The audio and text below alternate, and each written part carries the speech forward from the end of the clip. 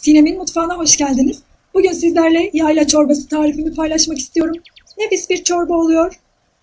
Tencereme 1 çay bardağı pirinçten 1 parmak eksik pirinç aldım. Biraz suyla pirinçler yumuşayana kadar pişiriyorum. Terbiyesi için de kaseme 4 yemek kaşığı normal yoğurt, 3 yemek kaşığı da süzme yoğurt ekledim. 1 tane yumurta bütün olarak kullanıyorum. 1 yemek kaşığı da un ekledim. İyice karıştırıyorum. Eğer isterseniz tamamen yoğurdun hepsini süzme yoğurt olarak kullanabilirsiniz. Süzme yoğurtla çok güzel oluyor. 2 litre su kullanıyorum. Pirinçler iyice yumuşadı. 2 litre suyumu ekliyorum.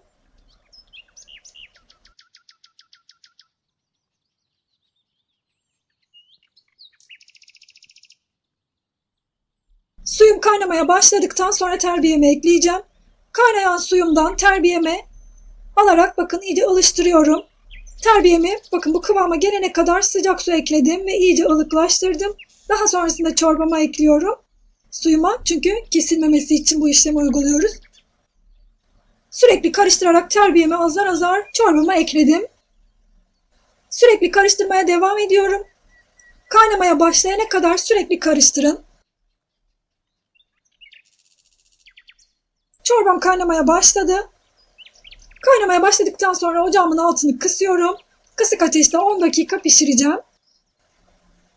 Üzeri için 1 yemek kaşığı tereyağı, biraz sıvı yağ ekledim. 1,5 tatlı kaşığı da nane ekliyorum. Böyle bol bol nane ekliyorum. Çorbamın üzerine ekleyeceğim. Nefis bir çorba olacak. Hem hazırlaması da çok kolay hem de çok lezzetli. Nefis bir çorba. Artık çorbamın tuzunu atıyorum. Tuzumuzu en son atıyoruz. Tereyağı ve nanemi de ekledim. Karıştırıyorum. Çorbamız hazır. Ocağımın altını kapatıyorum. Böyle sıcak sıcak servis edebilirsiniz. Nefis bir çorba oldu. Yapacak olan herkese şimdiden kolay gelsin. Herkese afiyet olsun. Videomu izlediğiniz için teşekkürler. Bir sonraki tarifimde görüşmek üzere. Hoşça kalın.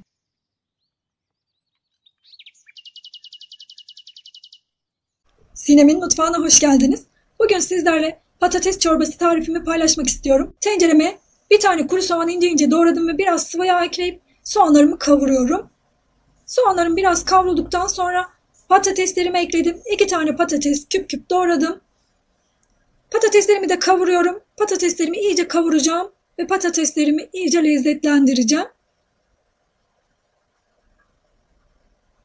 Sürekli karıştırarak patateslerimi güzelce kavurdum. Şimdi 4 su bardağı süt ekliyorum. Çorbamız böyle sütle nefis bir çorba olacak. Bu şekilde denemediyseniz mutlaka denemenizi tavsiye ederim. 4 su bardağı da su ekledim ve pişmeye bırakıyorum. Patateslerim pişerken ben de terbiyesi için 1 su bardağı süt, 1 tane yumurta sarısı, 1 yemek kaşığı da un ekliyorum ve iyice karıştırıyorum. Patateslerim iyice yumuşadı. Blenderla çekiyorum. Tekrar tenceremi ocağıma aldım. Kaynamaya başladıktan sonra azar azar terbiyemi çorbama ilave ediyorum sürekli karıştırarak. Ocağımın altını kıstım. Kısık ateşte pişmeye bırakıyorum. En son tuzunu ilave ediyorum. Toplamda kısık ateşte tam 10 dakika pişirdim. 10 dakikanın sonunda çorbamız hazır. Ocağımın altını kapattım. Üzerine tereyağı eritiyorum. 1 yemek kaşığı tereyağı, 1 çay kaşığı pul biber, 2 çay kaşığı da nane ekliyorum.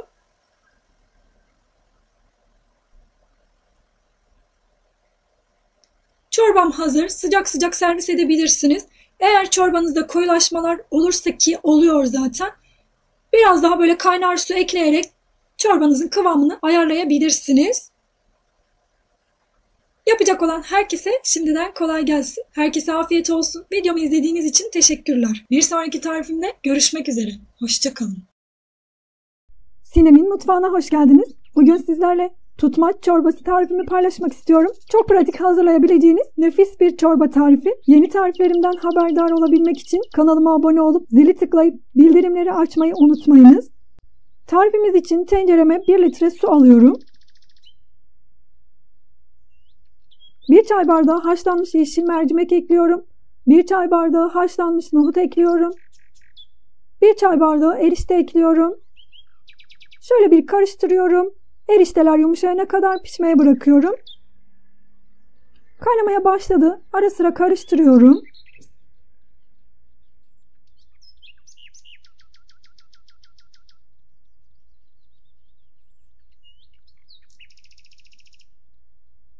Eriştelerim pişmeye başlamış. 20 dakikada eriştelerim pişti. Bu arada terbiyemiz için kaseme 5 yemek kaşığı yoğurt, 1 yemek kaşığı un, 1 tane yumurtayı aldım. İyice çırpıyorum.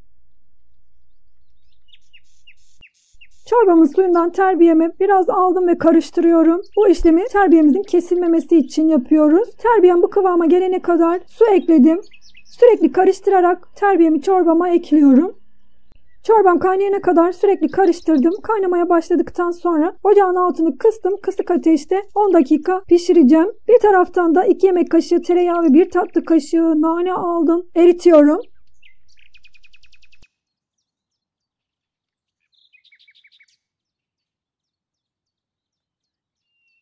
Çorbam 10 dakikadır pişti. Tuzunu ekledim. Tereyağı ve nanesini de ekliyorum. Çorbamız hazır.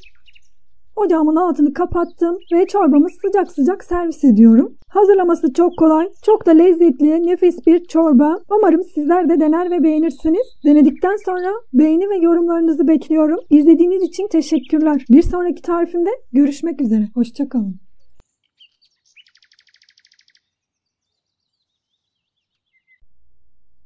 Sinem'in mutfağına hoş geldiniz. Bugün sizlerle lokanta usulü mercimek çorbası tarifimi paylaşmak istiyorum. Çok kolay hazırlayabileceğiniz nefis bir lezzet oluyor. Mutlaka denemelisiniz.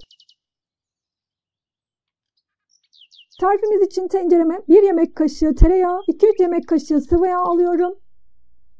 1 yemek kaşığı un ekledim. Unu tepeli kullanmıyorum. Silme kullandım.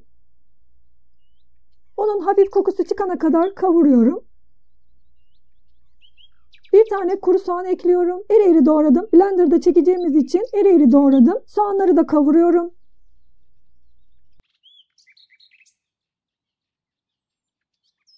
Soğanlarım da yeterince kavruldu. 1 su bardağı kırmızı mercimek yıkayıp süzdüm.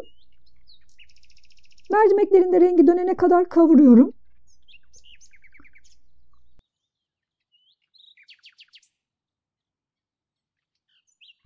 İki litre su ekliyorum.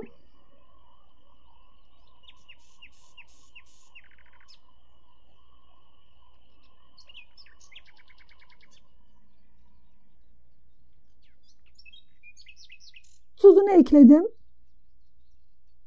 Kaynamaya başladı. Kaynamaya başladıktan sonra kapağını kapatıp pişmeye bırakıyorum.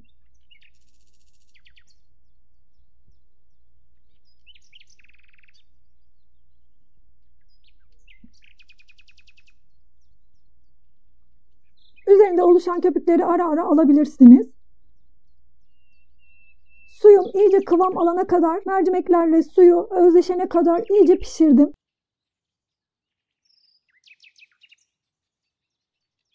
Blender'la çekiyorum. Tekrar ocağıma aldım. Yarım tatlı kaşığı zerdeçal ekliyorum. Bu hem çorbamıza lezzet katıyor hem de renginin sarı olmasını sağlıyor. Hiçbir şekilde tadını değiştirmiyor. Çok güzel oluyor. Çorbamız hazır. Ocağımın altını kapatıyorum. Biraz dinlendirdikten sonra sıcak sıcak servis ediyorum. Nefis bir çorba oldu. Deneyeceklere şimdiden kolay gelsin. Herkese afiyet olsun. İzlediğiniz için teşekkürler. Bir sonraki tarifimde görüşmek üzere. Hoşça kalın.